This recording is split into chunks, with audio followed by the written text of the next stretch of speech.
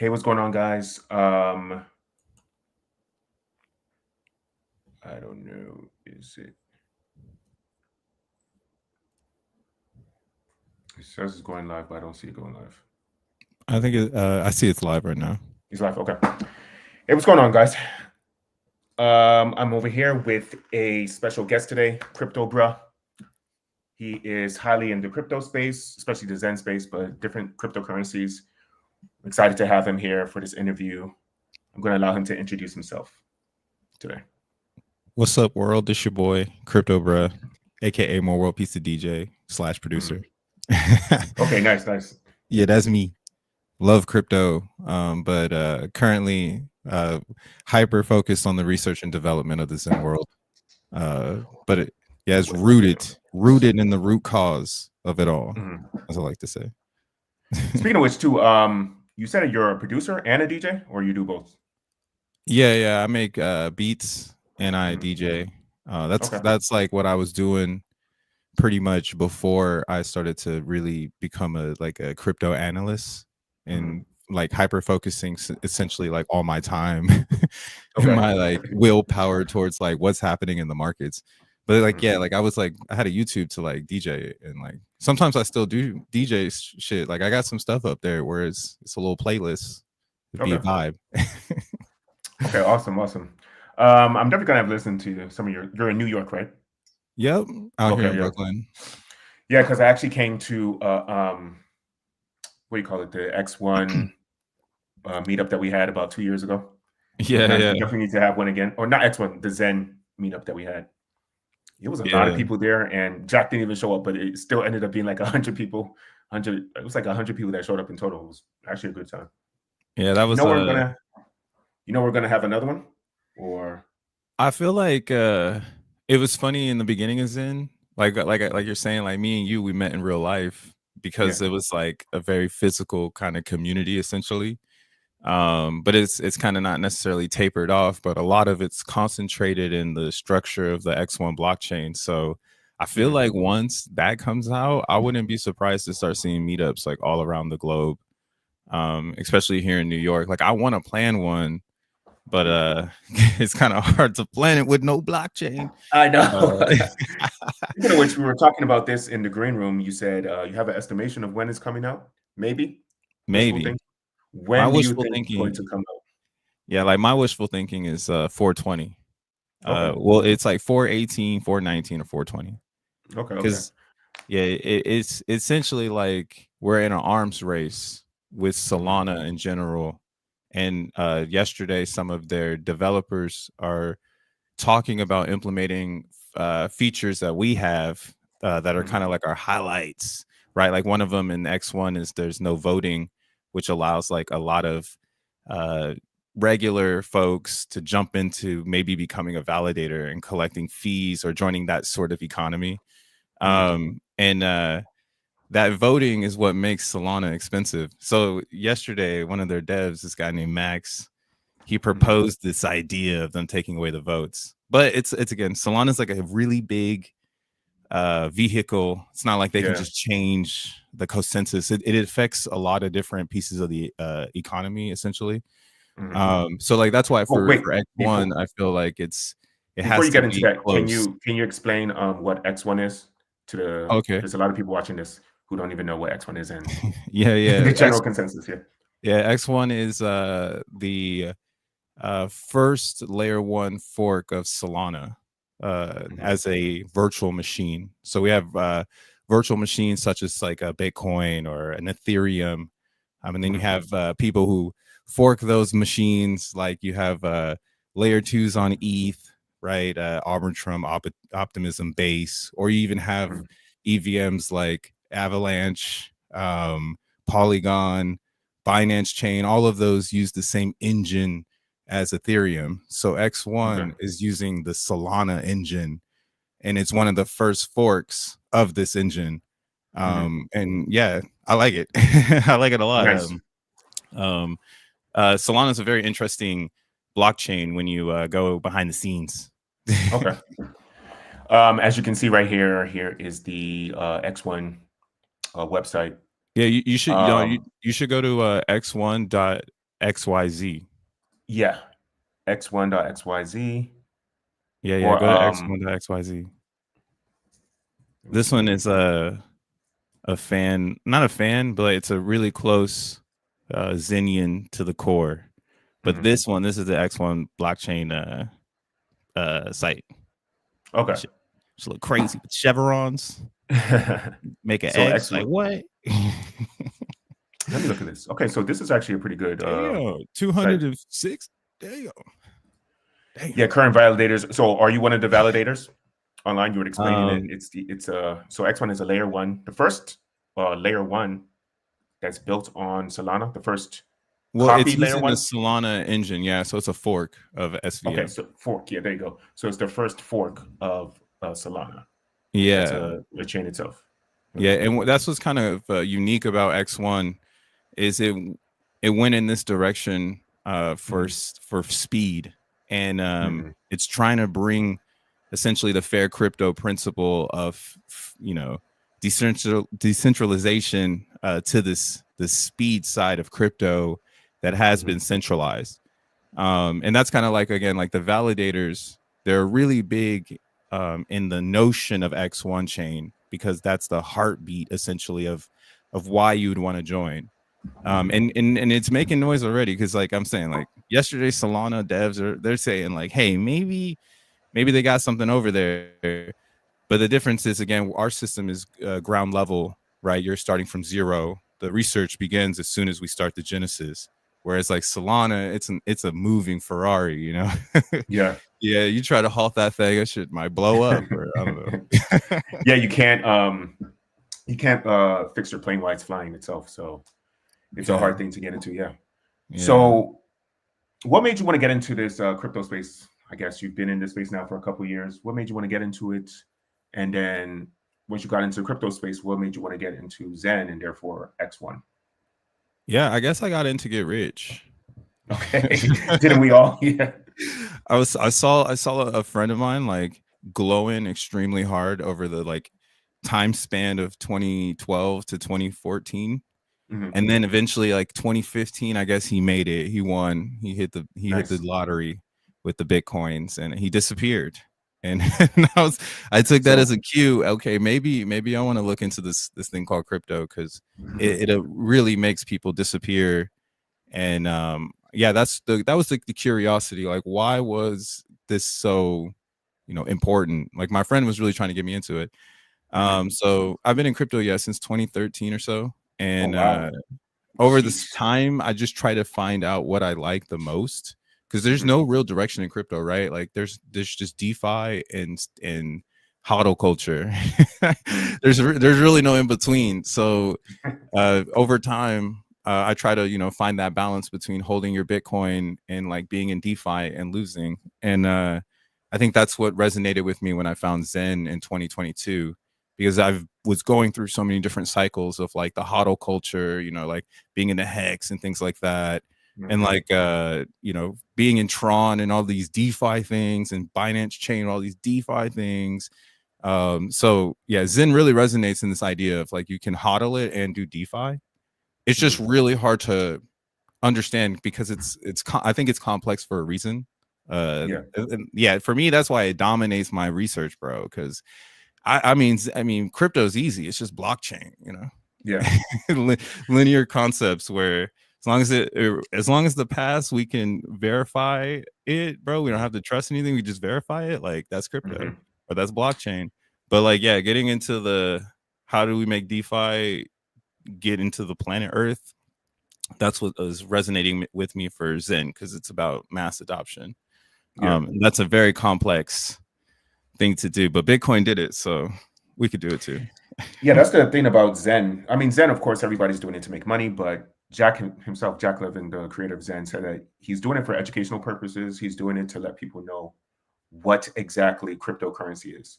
So that's why even the time horizon is about 8 years on the crypto chain of when the what is it, the inflation rate is going to reduce to zero after 8 years. Well, it's there's a thing called an AMP, and it's going down by 1 from 3,000, and that's like 8-year scale in Mm-hmm. years. I don't know where it's at right now. I think it's like a 2100 or something like that. Let's see where But is that. Yeah. yeah, that goes down every 24 hours. That's why Zen is a very unique token. Mm-hmm. It gets a lot of I guess you can say backlash Yeah. because it's super complex. I think right now we're starting to render it down. All those Mm-hmm. that are the crazy ones that decide to like stay glued to this thing, and Yeah. we're starting to render it down to, again, supply and demand. And that's the best part about Zen. It's fairly launched. It Mm-hmm. comes directly from what I say is the core of the blockchain, right? And what's funny about it is that AMP is what makes it have player versus player every single day. Yeah. As that AMP goes down by one, everybody in the like mining pool, we all know like, oh shit, you're gonna get less Zen. Mm-hmm. Yeah, and like right now, I guess yeah, it's at 2119 days Exactly. left.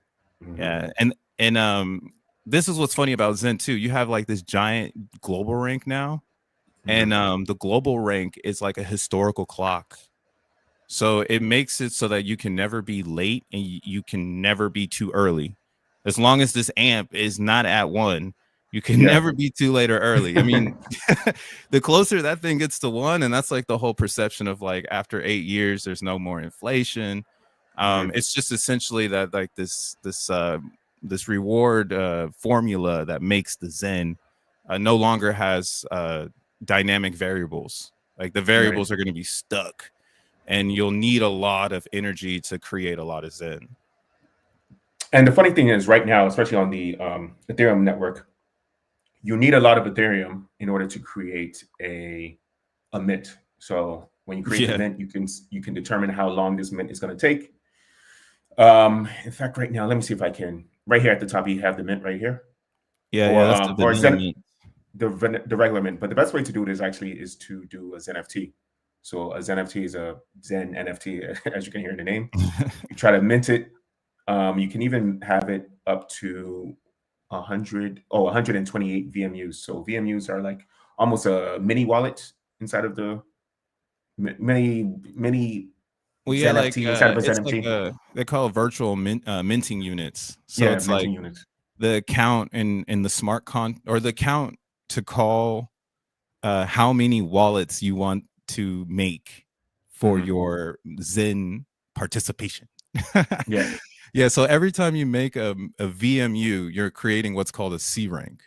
The Mm-hmm. C rank is added to the G rank. So that's why I call the G rank like a historical clock. That's how many people have come before you.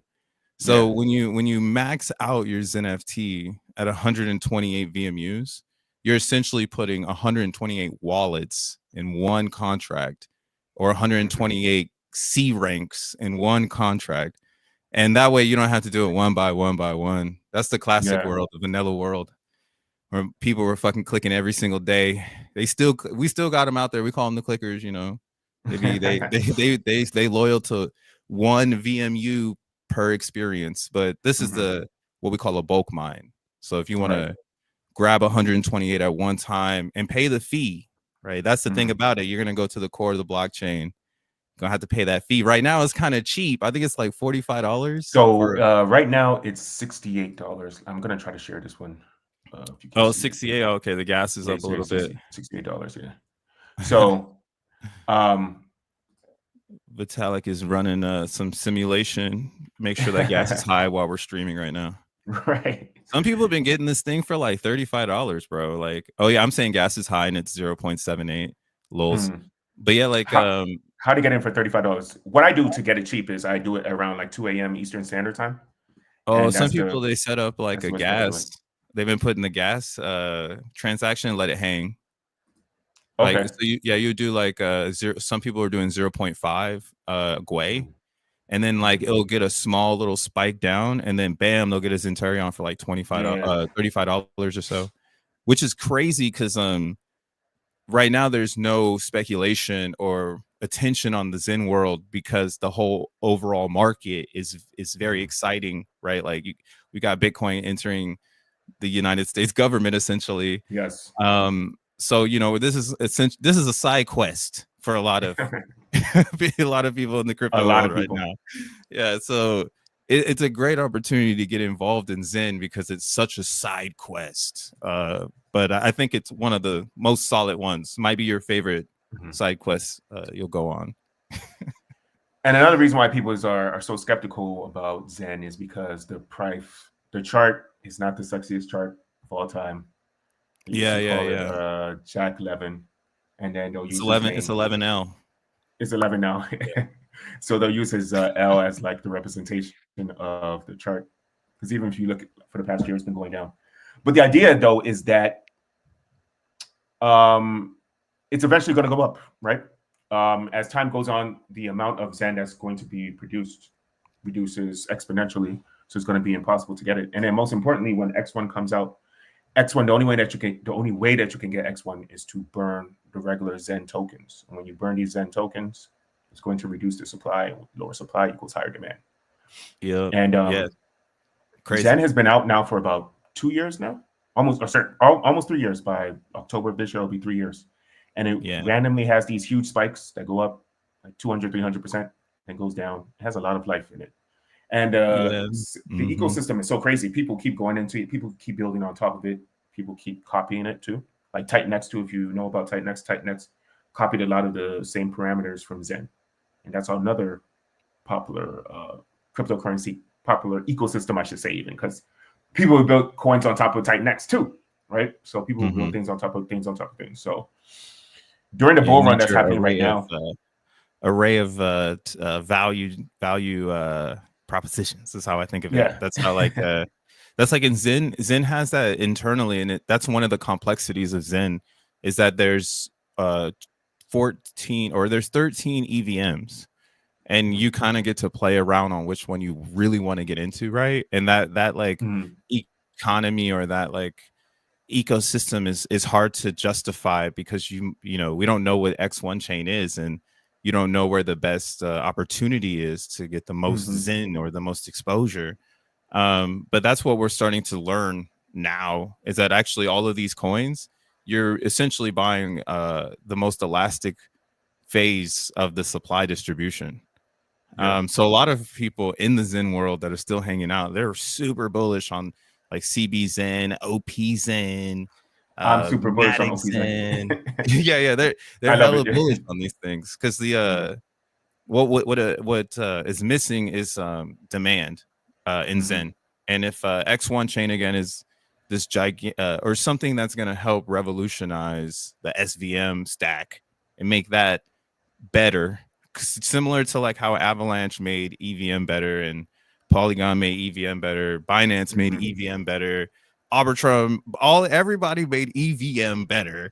So why wouldn't the same behaviors happen on SVM, which is a 400 millisecond blocks?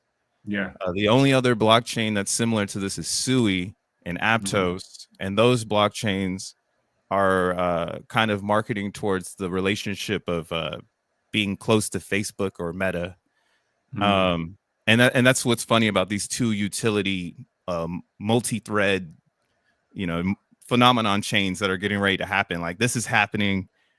I don't think it's going to stop. We see Solana's just like crushing it when it comes to users and transactions. And this is all just because of the chain resistance.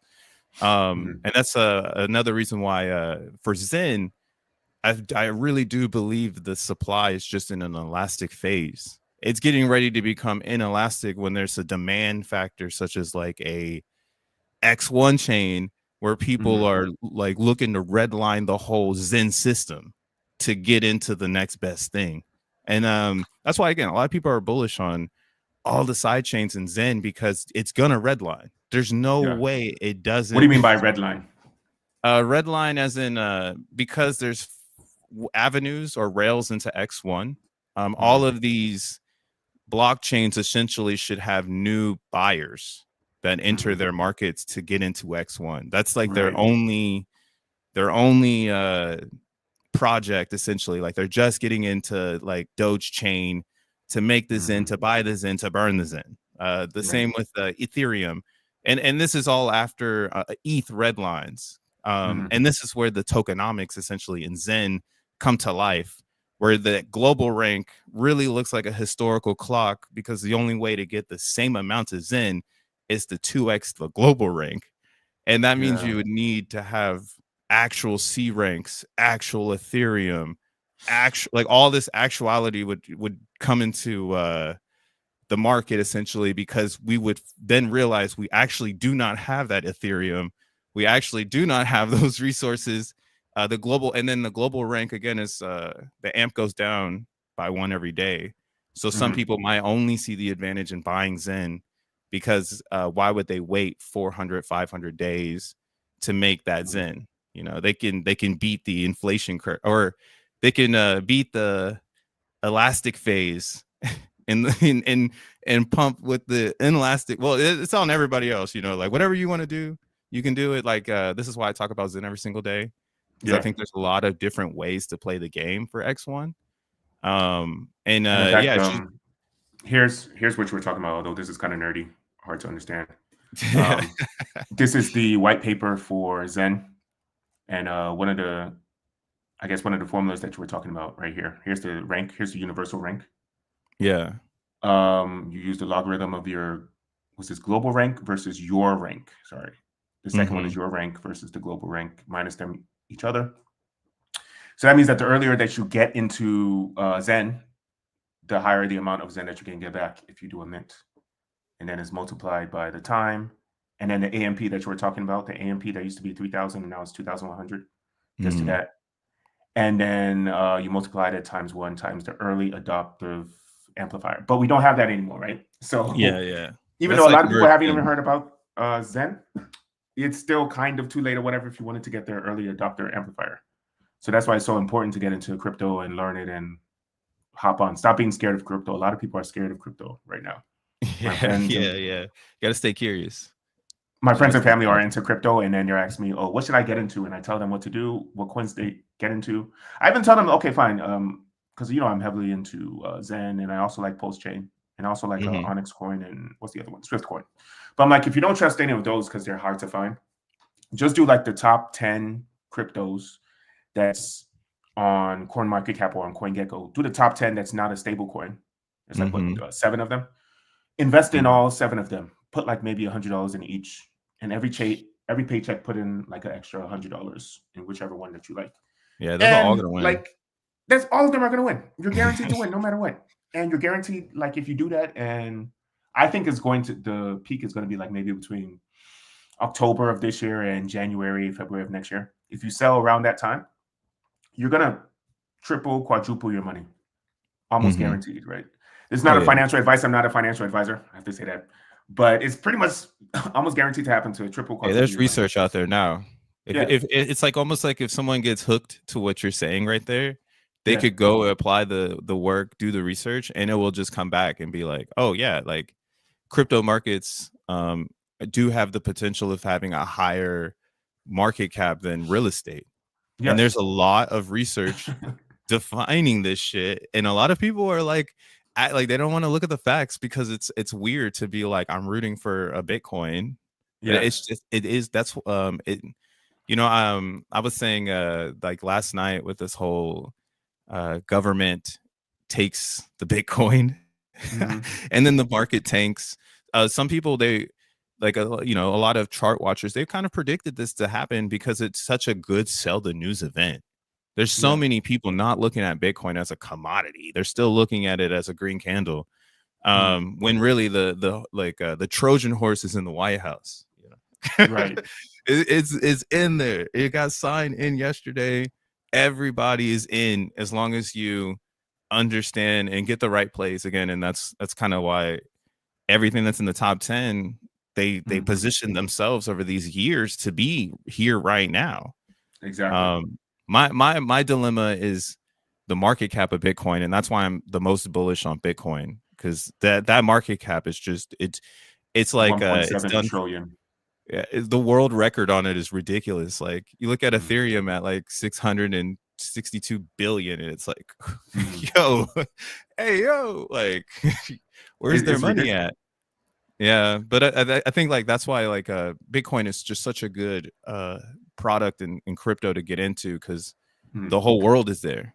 The whole world is literally in Bitcoin, and now it's in the government of the United States. And the funny thing is that people are so afraid of Bitcoin because I understand their hesitancy because it has the ability to go very high and then crash. But it does this in a cyclical form. It's been doing this now for 16 years. It's been out for 16 years. When I tell people, oh yeah, Bitcoin's been out for 16 years, people are like, what? I thought it just came out 4 years ago. But it's done the same exact thing for 16 years. In fact, the first time I did it was 2013. And the rise and the dip is so minuscule compared to now that you barely even see it on this chart. So let me try to zoom in to 2000. What was that? 2013. Yeah, see right here. And I was just a chart watcher. Yeah, I was a chart watcher in this era. I was just looking at the Bitcoin and just watching it do ridiculous shit. It went up like this is insane. It went up from like $90 to about $1,200. So that's about an increase of 1,200% in a month or two. Imagine that going up 1,200% in like a month or two, and that's when everyone lost their mind. So this is the first time I ever heard about it, right? But I barely heard about it. I was like, oh, this is just some nerdy fake money, and people are going to steal money from me. So I was like, whatever. I didn't hear about it again until 2017. So then 2017, I was like, oh, okay, this is actually really serious. So 2017 was right here. Yeah, when it went from 1,100 to 20,000. That's when I really got into it. Yeah, and I worked at the Apple store in that moment, and my coworkers swore I was crazy. Yeah. So it's so funny that everyone thinks that you're crazy until you become evangelicized or whatever you call it. There's a lot of missionaries that tell you, get into Bitcoin, get into Bitcoin, get into Bitcoin. You don't get it. You're like, that shit is stupid. Because that's exactly what I was thinking in 2014, 2013. I was like, oh, I'm going to get hacked and lose all my money. Why the hell would I do that? And it's not until I studied it in 2017, I was like, oh, wow, this is crazy. So I became an evangelist or whatever you call it and told everyone about it. No one really listened to me. And then I lost my money. And then people were like making fun of me. Ha, you see, you lost your money. And I was like, damn. Yeah, I didn't sell that top either. But you know what's funny about that 2017 top? Like, that's what, like I was saying, like that's what sparked the interest into wanting to understand how did we get there? Like from I saw Bitcoin at $100 and it went to 20K. And to this day though, like that's kind of like my mantra in cryptos, kind of understanding the root cause of it all, because when you get that truthfully is kind of your like hack. That's kind of why you're in this game. And a lot of these coins, if you go to their root, like how they were created, that research is what makes you find the Ripple, I guess. I don't know. Everyone thinks Ripple's going to $5, so maybe it will with the research. Maybe, but I don't... it's such a weird crypto space, so upside down. But that's why, like, I like tell these people all the time, go back in Bitcoin, research the history of these eras, because it's really close, even though we're kind of far. And you can gain a lot of knowledge, get caught up quick, and then you'll find all the hitters. Like then you can jump into meme coins and know like what's just a meme and like what's actually utility, because that's what would you say makes Bitcoin and cryptocurrency in general, especially now, explode so dramatically? Like, why is it that you're able to, with consistency, it's just grow up 500, 600% in a month? See, what the best part about Bitcoin and why economists like I'm on a thing right now where I think Satoshi was an economist and Hal Finney was the computer scientist. And he learned my picture of Bitcoin is Hal Finney knew how to create fire, but he didn't know how to give it to the town. So like Satoshi came and figured out how to take that fire and redistribute it to everybody in the town. And what that does is that creates like that predictable free market essentially. And Bitcoin is literally the fire of our modern free market. And we're seeing it expand as, again, its supply and demand is just becoming more aggressive. It's just becoming tighter where we're not seeing the explosions like we saw in 2017. 2017, 2014, there was less participants and a lot of supply. So the price swings were like up and down and all around. Now there's a lot of participants and less supply. So we're seeing a smaller cluster cycle.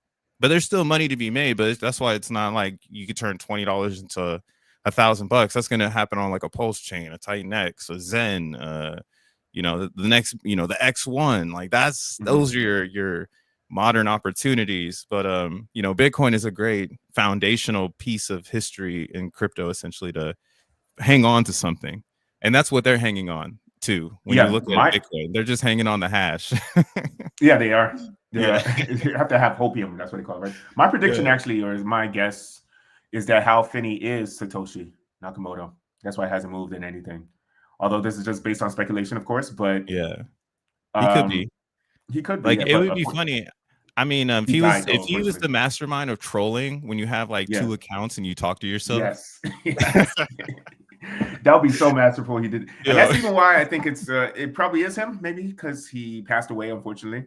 But the amount of money that he would have is just, and the amount of power that he would have, that one man would have, would be so insane that I think that's part of the reason why it may be him, because he's a human being like all of us. So I don't know. Yeah, everybody unless can he's the nicest, most. Sorry, say that again. I was saying Satoshi said we are all Satoshi, so he kind of gave away the flag where, you know, everybody is it. But this is what the power of crypto is, though. We've actually figured out how to make like the internet a product again. Like the internet itself was a scalable product. You brought the website, the World Wide Web, into the mix, and it gave UX, and it brought people online, and now we're down to social media, and now people are losing their minds. But the crypto essentially is a tool like that, and I feel like that's what we research on. We research on this product that could maybe change lives, or maybe it's funny, right? That's like the memes. Like, maybe this might be a good comic book series, and it might last a couple issues. So, you know, I'm going to hang on until I notice the market is saying, all right, this comic sucks. So I was like, all right, I'm going to sell my comic tokens.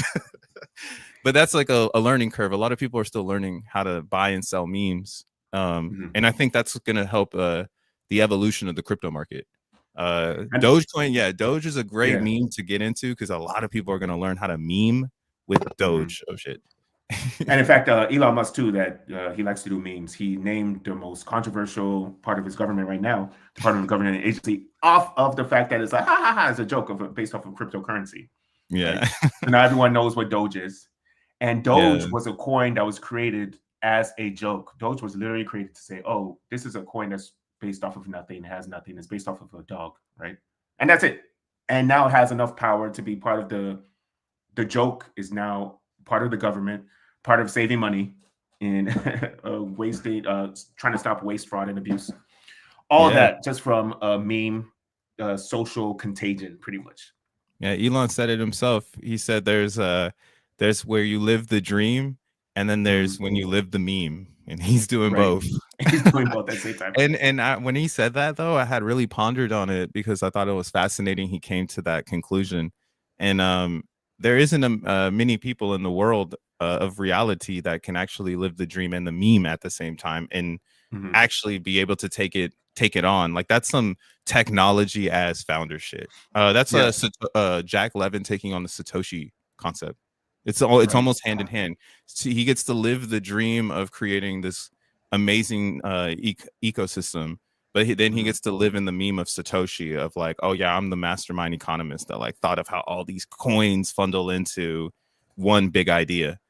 But yeah, like the meme is real, man. You got to respect the meme. Hella people hate meme coins, but they're gonna hate them. But as you can see, it's worth $87 billion right now. I mean, sorry, not where is it? Where's Dogecoin? Oh yeah, $30 billion right now. Hell yeah, for Dogecoin, for something that's fake, for something that's not worth anything, has no reality.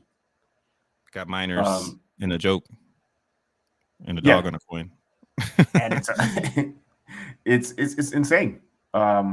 Its highest market cap ever was $700 billion. So, is it fake? Is it real?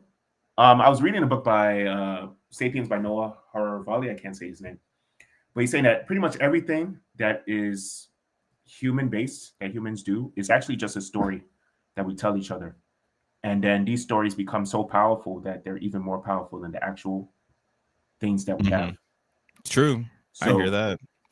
Well, because that's like why like Doge or well with that comment you just said, if you mix it with the whole a rising tide lifts all boats, this Mhm. is like why people are more prone to just do whatever they really want to do or what they're into, Mhm. because they're gonna see the Doge and it's gonna rise the tide. They're gonna see the Tron and it's gonna rise the tide. They're gonna see the Bitcoin and it's gonna rise the tide.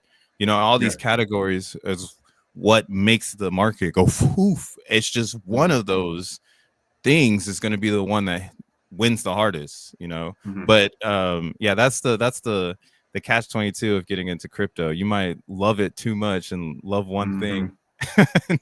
and not spread your wings and go and see what's out there. Yeah, that's why I always tell people to diversify. Yeah. Yes, I'm heavily into Pulsechains and TitanX, but I'm also diversifying on other cryptos too. And I try to invest in coins that are less than $100 million market cap, because those Mhm. are the ones that, and they're high quality, right? The high quality ones, not the stupid ones that are just pumping dumps. I Yeah. try to invest in the high quality ones with a good ecosystem, a good community, because those ones are the ones that have the ability to go 20x, 30x, 50x right now, while you Yeah. still can. Yeah, And yeah. it's based off of a story that we tell each other. But it may seem stupid, but things like human rights is a story that we tell each other. Money is a story that we tell each other. Respect is a story that we Mhm. tell each other, right? Love is a story that we tell each other. Although some people say that, okay, it's just a dopamine effect. So maybe there's a chemical reaction in the brain. But the word love itself is also just a story that we tell each other. But Yeah. those things are more powerful than the physical, like this computer that's right in front of me right now, or it's more physical than my shirt that I'm wearing right now, right? Because more people believe in it, and it has more Mhm. money, more worth in it. Yeah, that's So I actually got that feeling from your I watched the video your of you being out at that college campus asking people about yeah, crypto. yeah. Yeah, like because that's where it like translates. Like when you're in the IRL, Hmm. those concepts that we say is dopamine, it's really real, and you're gonna get a Hmm. real response, and it's gonna be a story either way, you know. Right. And maybe it's one person listening to one person, or the storyteller just going on and on and on, but it's that's like the most simplistic way to look at all of these different categories and topics we Hmm. have right now, because there's a shit ton, dude. Like in crypto, man, like there are so many ways to join the infra. Hmm. Like it's pretty bizarre, and that's why I got really into the Zen thing, because I want to know, or I guess this truth I wanted to see was, where did it all start? There's not that many cryptos out right now that give you the ability to get to that part of it, I think, where you really can see how we've built the market out, like from the Uniswap, like, and all of the Yeah. apps that came after, like Aave, Moon. Well, you have Cal Finance now, which I see is Hmm. doing excellent, and yeah, these are Pancake all, swap too is really good. I like yeah, Pancake swap Pancake because it's Swap. so much cheaper than Uniswap. Yeah. Yeah, I mean, that's what that's what it's all about, though. Like the competition and the Hmm. subtopic. Like what Hmm. is going to happen next? But then all of that is a story. Like if you're really going to tap in, it's just like, oh, you're just telling me your Dex is better because it's pink, or you know, you got Yeah. a cooler mascot. Yeah. I mean, I don't know. Maybe in the future it will be hyped. I think again, we're in the middle of a UX crisis in crypto, and we're still trying to figure that out. Like, what chain are we really using? You know, what direction are we really going? I think we're still headed towards a cell phone, so that's why we have an ambiguous desktop. Because Hmm. the mobile is where we want to go, but we're just not there yet. Yeah. This goes back to this thesis I'm trying to develop right now, where AT&T has been out for like 134 years or some wild shit. Yeah. And like we're talking about how young Bitcoin is. Like it's 16 years old. But it's like this new social communication device. You know, Hmm. like you say Bitcoin in a world where nobody speaks the same language, but you say the Bitcoin, then they all speak the same language, you know. So Right. it's this weird communication device. And I feel like all of crypto is trying to get down to the phone and bring Bitcoin with them, though. Like Hmm. Bitcoin could be wrapped, you know, it could be put in a treasury somewhere and on Solana as a wrapped Bitcoin, or on Base as a Hmm. wrapped Bitcoin, on Pulsechain as a wrapped Bitcoin, right? And if we really did get down to the phone, it would start attacking businesses like AT&T and Verizon. And if you look at Solana, That's kind of like their roadmap.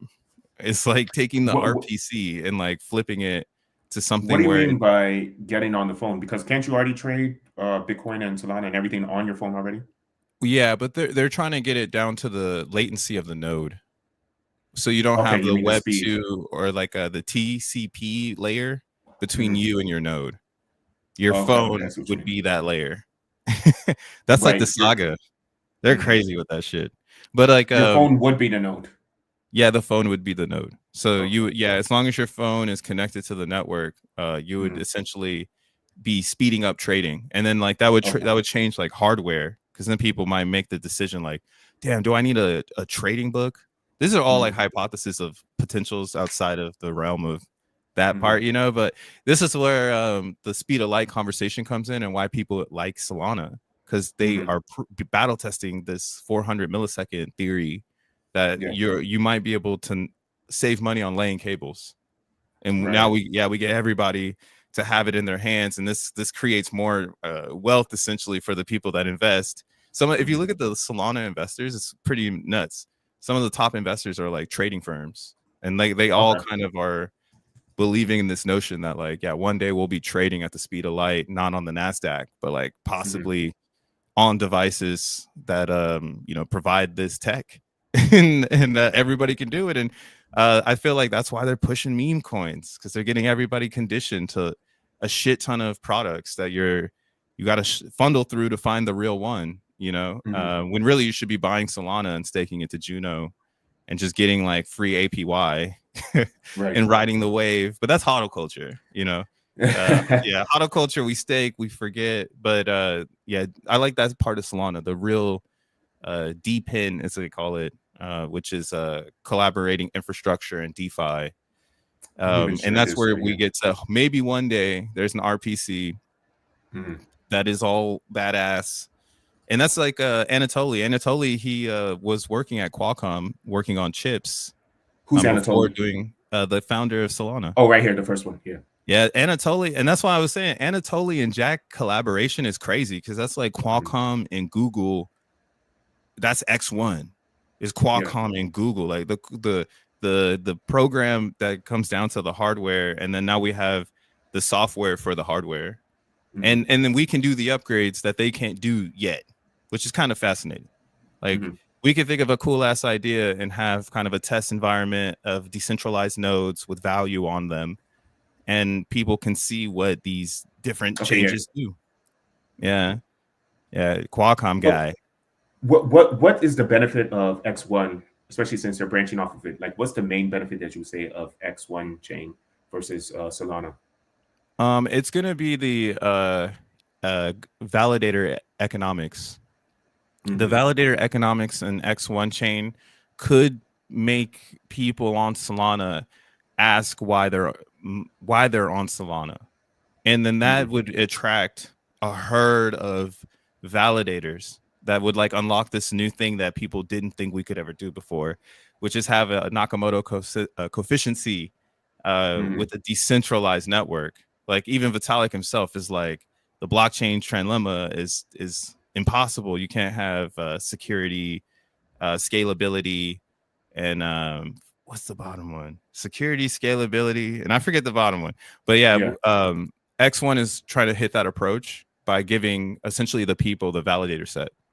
Mhm. And you got a guy named Jack Levin who's started up the Google validator set, essentially Mhm. doing this, like spearheading this concept.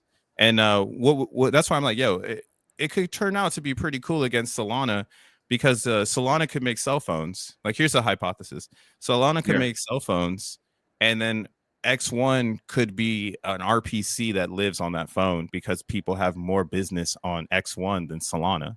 But Solana Yeah. still makes money because they're selling the phone. So they don't give a Mhm. fuck, because they're like, thanks for scaling the phone. Like, Yeah.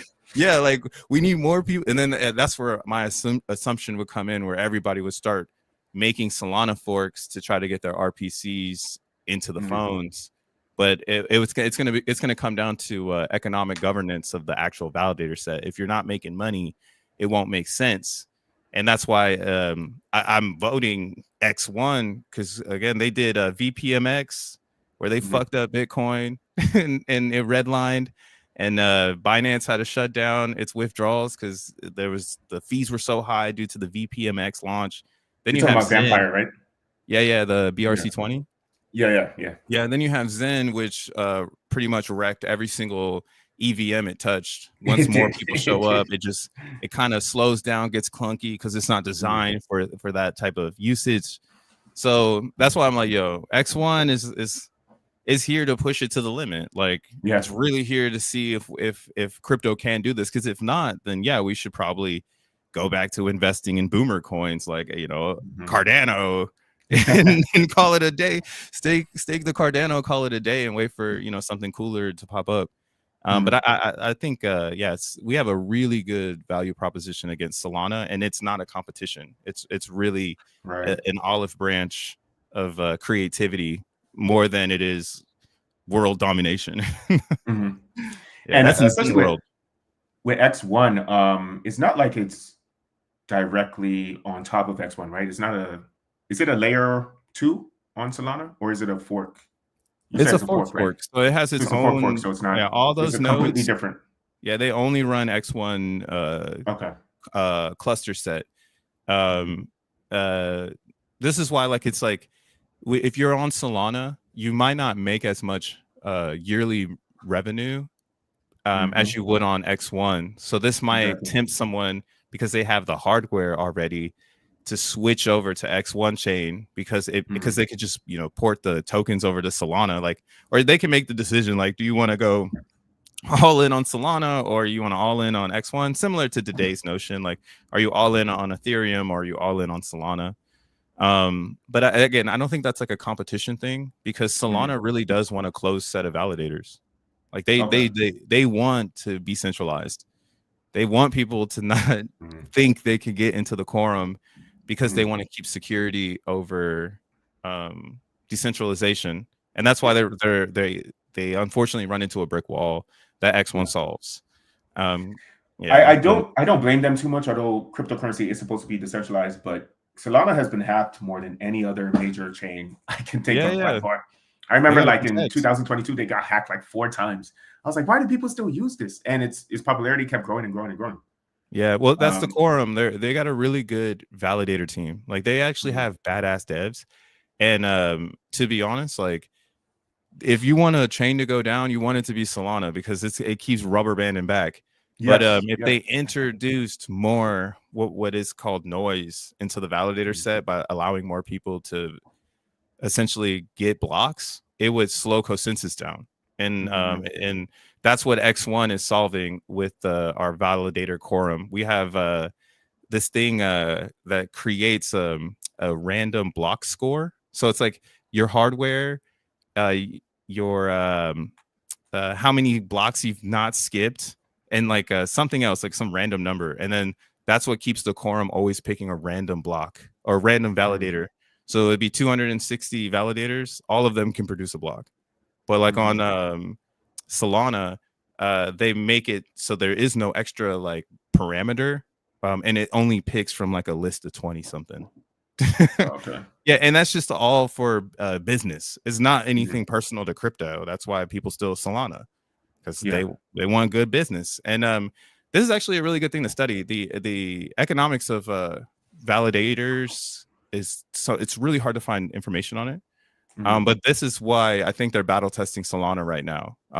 Seems like everybody in this conversation is like from academia, dog. You have to be, because crypto's so complicated, so complex. Yeah, I'm a software developer myself, and I can barely understand it. I'd be like, yo, why am I here? Like, I just came for the ROI, and now I'm seeing all these freaking math formulas. But yeah, that's what it is. They're trying to make a predictable, in my opinion, the next 10 years of crypto is predicting the validators sets economy total revenue. So then that way people can make big ass bets on that shit. Because that's what Bitcoin did. People bet on that validator set that it's going to be 100K in 10 years. And now it's 100K. And nobody can take down that chain. It's just the government got to absorb it. And AKA, let me backpedal. That's not right. Bitcoin absorbed the government. That's the way that it actually happened. But the government will say that they took the Bitcoins in. Yeah, of course. You know, the ego is so big. So, and that's the funny thing too. The way that chains work is so interesting too. You can build on top of a chain and make more money than the chain itself, depending on when you entered it too, right? So even when it comes to stuff like, and it never happens in the real world. I don't know any examples except for maybe Facebook. I'll explain it later. Like, okay, so you can get on Chainlink is an ERC20, right? Chainlink. Yeah. So if you were early into Chainlink, you could have made way more money than if you got into Ethereum, even though Ethereum itself, its market cap is way bigger than Chainlink, right? And the same thing with X1 and Solana. X1, although it's not built on top of Solana, it's a fork of it, but it's copying a lot of stuff from Solana. But if you get into there at the right time, you can make more money from the X1 chain, the X1 tokens, right? That are called XN. You can make more money from the XN tokens if you get into it at the right time. And there's only crypto that's ever has anything that's like that, where the branch is almost more powerful than the trunk of the tree itself if you get in the right time. The only thing I can think of is like maybe the early days of Instagram, when Instagram first came out. And I don't know, even though that's not even a good one either, because I was about to say Instagram was worth more than the Android phones.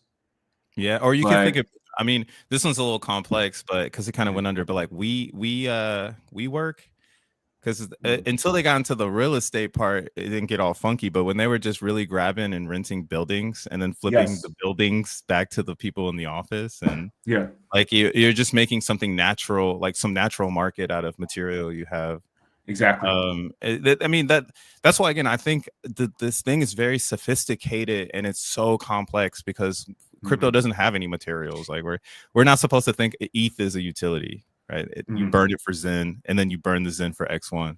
But like when you put it into perspective, it's like, yeah, dude, you're really taking one product, turning it into another product, and then ushering that value into another sector, essentially, and you're migrating that value in. So, like X1's already bootstrapped with Ethereum. Okay. You know, it's like you can look at it like that. Like the Zen market cap is already X1's market cap, because all that Zen is bootstrapped to it. I highly doubt that there would be Zen left over when people start burning. Like it's really hard to draw up a variable where all of a sudden you're seeing the, you know how like right now ETH is going inflationary. Yeah. I do not see that happening in Zen, bro. Like I just see it going deflationary, and but it's gonna go hard, and then you're gonna be playing a game of cat and mouse. And you're never, and it's in like toward our conversation, like now you're late because you waited till after X1 chain to get involved, and you're running a different race than the people who have all the position, because it's a different, I think, again, like it's gonna be another big bang. First big bang was Zen, second big bang is X1. So you can wait for X1 because there's going to be a lot of moves to be made. It's so brand new. You heard about Zen. It's like us in 2014, you know, you heard about Zen. So don't worry, it'll come around again. You just got to make sure you execute when it happens. But I think, again, I don't think you're late at all. I think as long as you're getting active before X1, you can beat this really cool value change where a lot of people will wake up to it. It's like you going from Solana, or you going from Ethereum to Solana in a form of a burn, like no exchanges, no middleman. You know, you're just using in a gas transaction, because they're going to set up an oracle. So there's an oracle that's going to be in between EVM and X1. And then that oracle is going to be what gives real-time burn predictions back to a smart contract on Ethereum. So you'll be burning Zen for X1 forever. That's why I don't think people will stop. I think they will burn forever. Yeah, they have to. Yeah, I want to get a scenario where people stop, but like if it's arbed, like I think we're setting up like a really big like bomb where you know, I'm starting to see it now. Like I was saying, here, can I show my cam real quick? Yeah. I set my cam, lols.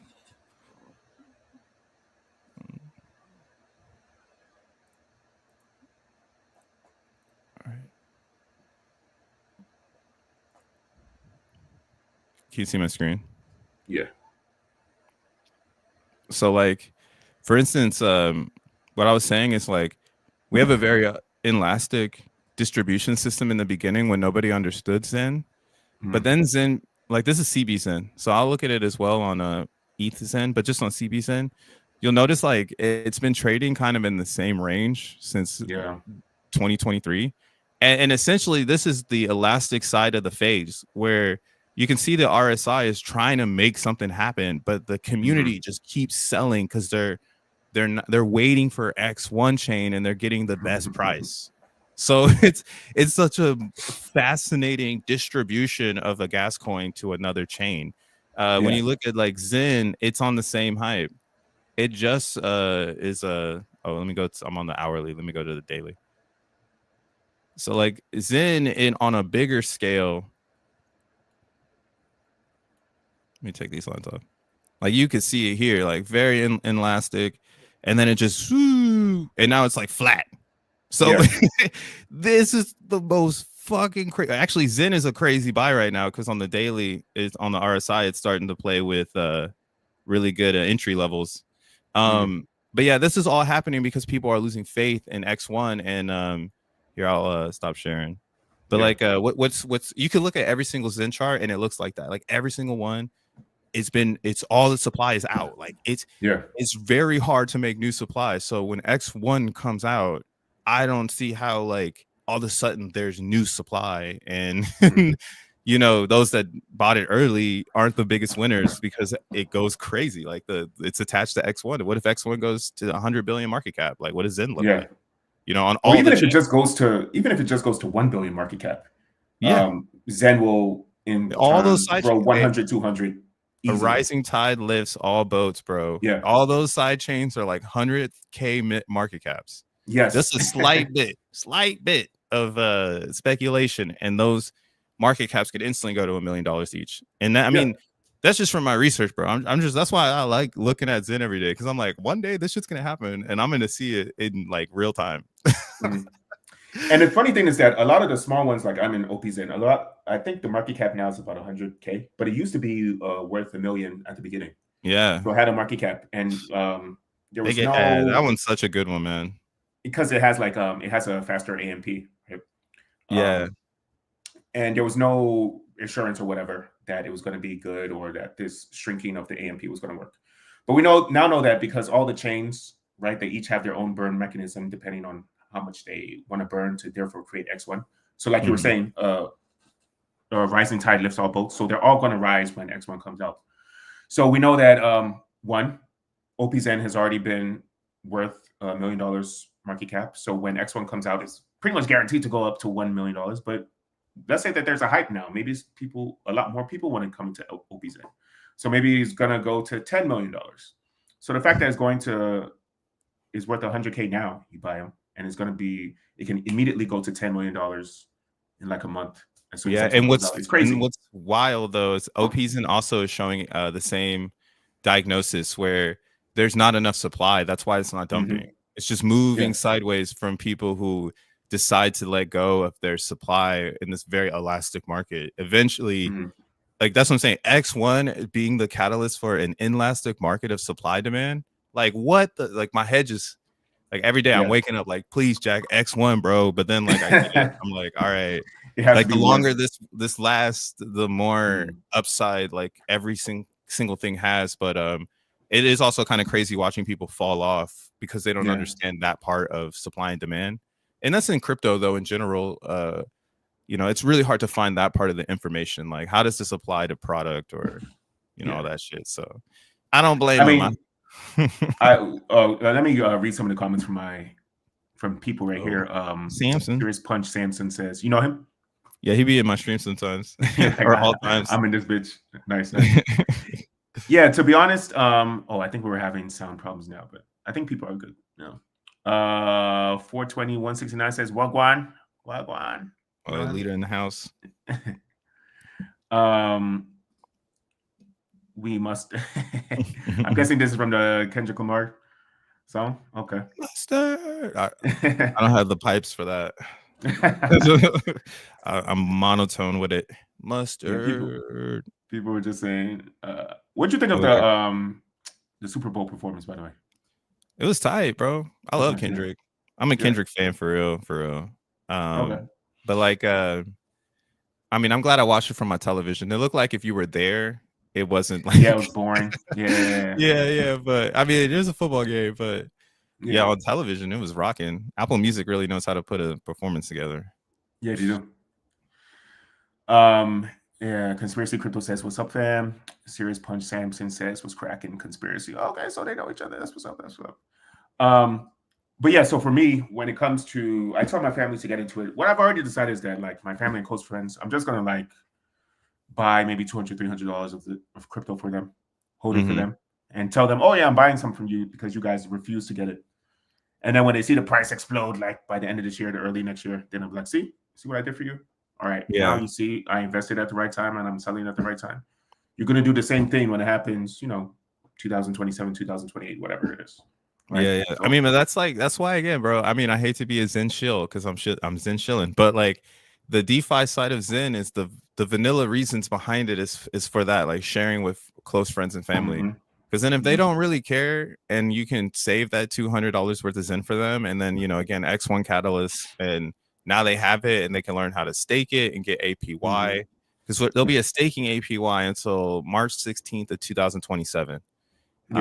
Yeah, that staking APY goes down by 1% every 90 days. So I think right now it's at 11%. And that's like a game inside of the game where a lot of diehard Zenians, they live there. But I assume in the future that area will be hot, like would be very prominent going into 2026. Because if the C ranks don't print the Zen like people want, the behavior will go into staking. And that's just because staking's guaranteed yield, and they wouldn't want the risk of the up and down price action. So they'll just instantly buy Zen, stake it. I mean, we're seeing this now on the side chains. Most people are buying OP Zen and they're instantly staking it, and just like, all right, I'm waiting for the catalyst. Buy CB Zen, stake it, wait for the catalyst. And yeah, like I think there will be catalysts in 26, 27. I mean, that's what the AMP is for. By the time every time the AMP gets shorter, we get to throw a little pizza party, and maybe the price goes crazy because people are speculating on that ideology. Like, oh, every time people hype up the price or the AMP, like the price goes up 20%. Okay. Yeah. See, the markets are going to be crazy, bro. They're going to be crazy. It's going to be wild. A lot of people are going to rush into it. People are going to become greedy. And when people become greedy, they do irrational things. So you'll see prices go up in Zen and dramatically. You'll see the price crash in Zen too, dramatically. Yeah. For no reason, in X1 too, for no reason. Everything is what do you say? The market can stay solvent longer than you can stay rational or whatever it is. You know what I'm talking about? Yeah. We're seeing that so I do have to leave. So crazy now, man. That's why I think a lot of TradFi people are moving in. Everything is starting to become hard. All those random sayings back in 2013 are actually real. And there's just so much more money to make here. The ROI is just way faster, way higher. The only thing that you can get a better ROI on is maybe if you start your own business. But of course, that's harder than just throw $100 into a small crypto. Oh, it's going to go 10x. That's a lot less work. You can join a small meme business. Yes. But I do have to leave soon. What part of it? I asked everyone this. What else are you interested in besides cryptocurrency personally? I know you talked about DJing, but is there anything else? Or I mean, DJing. I'm into Christopher Nolan films. Shout out to Christopher Nolan. The guy's a goat. It's Batman. His Batman's. You saw what do you call it? The one that what's the one that came out about the explosion, the atomic bomb? Oh, Oppenheimer. Yeah, Oppenheimer's resonates with me because in the beginning of that movie, it starts off with the quote about Prometheus getting fire from the gods.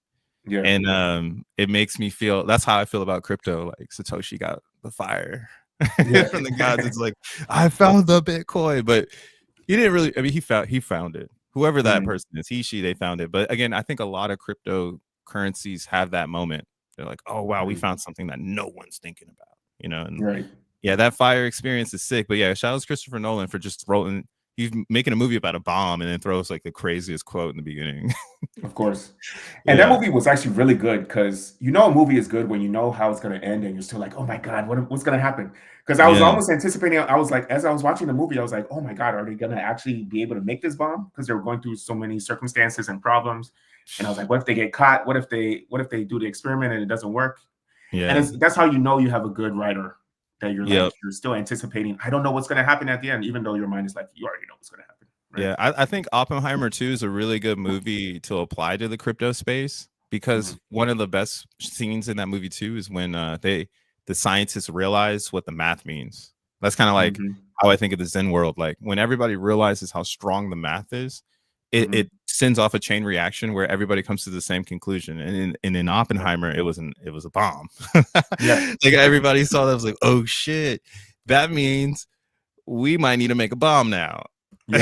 And like that was the classic world science. Like the internet is based on that too, right? Like we wouldn't have internet if people didn't feel like they needed to speed up connection to get faster math or faster results. So yeah, Oppenheimer, I know it's 3 hours, but that's just got a lot. That was good. That was worth it, yeah. Yeah. And even they said that one of the early reasons of the creation of the internet was because of the atomic bomb, in case you need to have communications between government agencies and the telephone lines go down. And that's part of the reason why they created the internet, for safety reasons against atomic weapons, which is crazy, right? I mean, I could see it. We have a lot more information now, or what is it?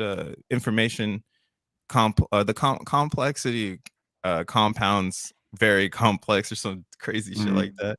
And that's like why back in the day it's funny to watch that movie and be like, damn, they really had to wait for like a wild radio frequency to happen on the earth to be like, yo, what the hell is happening over there? Like, how are they able to make that big of a bang? You know, nowadays, because of the internet and things, you know, more complexity, it's like, all right, we are what, in a trade war now, or tariff wars? I'm like, I think it's fake. Crypto shit on the road. Let's just hurry up. Just get this started. I think it's all fake. I think it's just for he's pump faking. Pretty much, Trump is doing it to make countries do what he wants them to do, because he knows that having a blanket trade war is just bad for America, and it's also bad for the countries that he's against. So yeah, we live in a funny time right now with this whole like, you know, flex of power. But yeah, I think it's all just communication based. That's why crypto's gonna win. We got the best one. Yeah, for sure. That's in the best communication.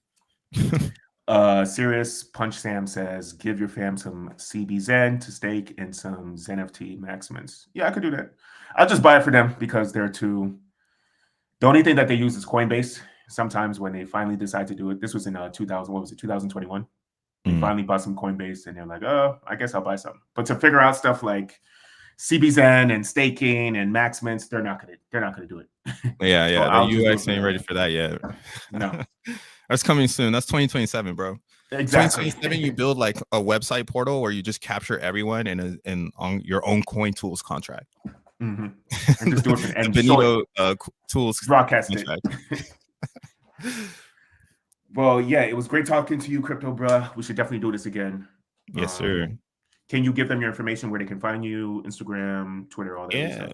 Peep game. Look up CryptoBruhhh, 3 H's. I'll pop up. Just gotta have 3 H's. That's the signal on reality. Okay, nice. If it doesn't have 3 H's, it's not me. But I don't know. That's why I'm like, because of the. Sorry, go ahead. Yeah, I do it for the algorithm because like there's a lot of. Well, at first I did CryptoBruhhh, but then when Zen started getting popular, I guess a lot of people were making clone versions of the CryptoBruhhh. So I did 3 H's, and so far I've seen it actually work. Like like I said, I'm doing this for people to identify me. So like in the non-English community, they'll like type out 3H and they'll like mean me. I'll be cracking up. Like, what? So the reason why I thought you did is because you thought Triple H was your favorite wrestler. So that's why I thought you named it. It has nothing to do with Triple H at all. Nothing to do. I mean, I you know, Generation X all day. You know. I remember doing that. I've heard that once. The 3 H's and Triple H. I gotta like make a T-shirt or something like that. But yeah. Okay. That'd be fire. That's crazy. All right. Well, great talking to you. Let's do this again in the future. Hell yeah, brother. Thanks for having me on, man. Peace out, man. All right. Peace. Talk to you later.